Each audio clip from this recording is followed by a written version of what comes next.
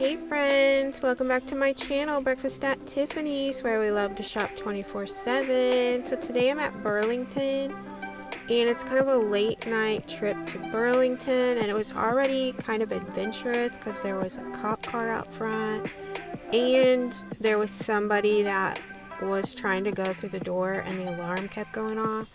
So yeah, so I'm just in here trying to stay out of all that. And I'm in the women's clothes. I haven't shown you the women's tops lately, so I thought I would share with you. And then every once in a while I'm like peeking over my shoulder to see what's going on at the front door. They keep making her go in and out and then in and out, I don't know if they're gonna call the cop in because he is still sitting in his car out front, and maybe this is just a place that people shoplift, and so he's like on standby. But it's kind of like an adventurous late night trip to Burlington. But the women's clothes have so many cute things, and I do show you, I believe I show you some clearance in this video too.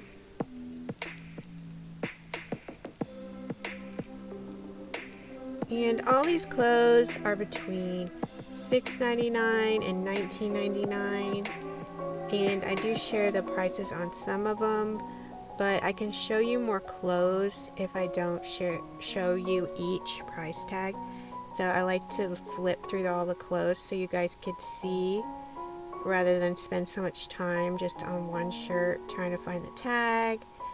But most of the shirts are about the same price.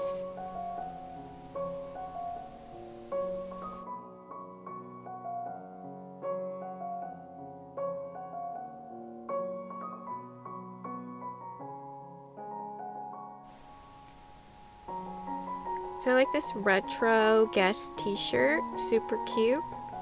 And I did notice that the lady finally made it out of the store and they apologized to her, so maybe the woman who checked her out forgot to remove one of those things on her shirt, so the alarm kept going off, perhaps,